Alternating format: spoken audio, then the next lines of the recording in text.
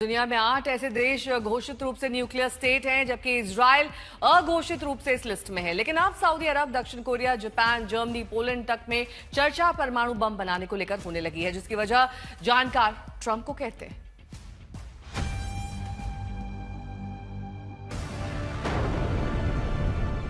America ने Japan जितना परमाणु बम अगर किसी हालत में ईरान पर फेंका तो क्या होगा, ये कयास जंग की शुरुआत से लगाए जा रहे हैं।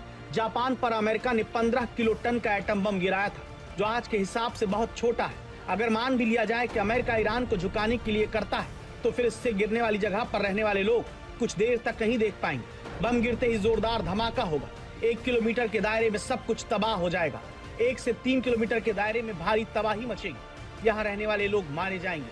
5 किलोमीटर के दायरे में आने वाली इमारतें खत्म हो जाएंगी। बम गिरने से 8 किलोमीटर दूर तक इमारतों को नुकसान पहुंचेगा, लेकिन धमाके से ज्यादा तबाही रेडिएशन से होगा। हिरोशिमा, नागासाकी में हजारों लोग बम गिरते ही मारे गए, लेकिन उससे ज्यादा रेडिएशन के शिकार हुए। जापान की कई नस्लें तबाह हो गईं। जापान में हुई इस तबाही की वजह से ही दुनिया भर में परमाणु हथियारों की होड़ खत्म करने के लिए कड़े कानून बनाए गए, जिनका उल्लंघन करने वालों पर प्रतिबंध लगाए गए। जापान परमाणु बम से तबाही की गवाही देने लगा, जिसने दुनिया को इसके खतरे से जागरूक करने के लिए सारी क्षमता होते हुए भी परमाणु बम नहीं बनाया। लेकिन अब वही जापान जिसने इस बम का विरोध किया, वो परमाणु बम बनाने की चर्चा करने लगा है। गंभीरता से सोचा जा रहा है। सवाल है कि 1945 से 2026 तक जिस जापान ने परमाणु बम से दूरी बनाई, उसे परमाणु बम बनाने की जरूरत क्यों महसूस होने लगी? इस सवाल का जवाब अमेरिका और वहां के राष्ट्रपति डोनाल्ड ट्रंप है। अमेरिका से आज उसके दुश्मनों से ज्यादा उसके साथी घबराए घूमते हैं। जिस अमेरिका को जापान जैसे देश ने अपनी सुरक्षा दी, उसे भी अब लगने लगा है कि अमेरिका के भरोसे नहीं रहा जा सकता। इसीलिए दावा है कि जापान की पीएम की सलाहकार ने उन्हें सलाह दी कि चीन से बढ़ते खतरे को देखते हुए जल्द से जल्द परमाणु बम बनाने पर विचार किया जाए।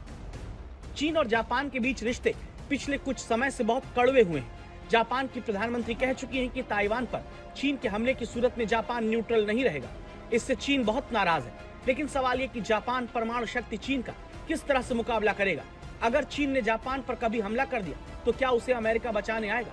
यूरोप का उदाहरण जापान के सामने है, जिसकी जिम्मेदारी उठाने वाले अमेरिका ने अब इस जिम्मेदारी से पल्ला झाड़ लिया है। डोनाल्ड ट्रंप के आने के बाद यूरोप में नाटो देश परेशान है। उन्हें समझ नहीं आ रहा, अगर रूस की सेना यूक्रेन की सीमा पार करके उनके दरवाजे पर आ खड़ी हुई, तो फिर वो क्या करेंगे? वो रूस को कैसे रोकेंगे?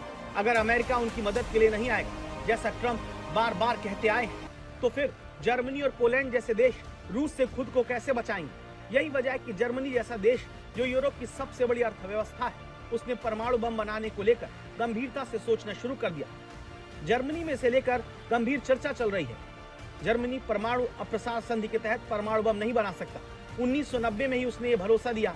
ये वो दौर था जब अमेरिका से उसे नाटो सदस्य होने के नाते परमाणु सुरक्षा मिलती थी। जर्मनी के बुशेल एयरबेस पर वो अमेरिकी परमाणु हथियारों की मेजबानी भी करता है। लेकिन जिस तरह से ट्रंप ने नाटो को फटकारना शुरू किया, उससे जर्मनी में परमाणु हथियार बनाने को लेकर नई बहस छिड़ गई है। ट्रंप के गैर जिम्मेदाराना बयानों की वजह से जर्मनी की दक्षिणपंथी पार्टी अल्टरनेटिव फॉर जर्मनी ने भी अमेरिकी परमाणु हथियार हटाने की मांग की है। अमेरिका की तरफ से होती ब्लैकमेलिंग खत्म करने के लिए जर्मनी ने फ्रांस के साथ मिलकर परमाणु हथियार बनाने की ठान ली है। तो जर्मनी और जापान जैसे देश, जो दुनिया में परमाणु बम के खिलाफ सबसे मुखर आवाज रहे, वो अब इस सबसे खतरनाक हथियार से खुद को लैस करने की सोचने लगे हैं। और इसकी वजह डोनाल्ड ट्रंप बताए जाते हैं, जिनकी संकीर्ण सोच और बदजुबानी ने जर्मनी, फ्रांस और ब्रिटेन जैसे यूरोपीय देशों का दिल दुखाया है, बल्कि जापान जैसे देश को भी खुद अपनी सुरक्षा मजबूत करने का मंत्र सिखा दिया है।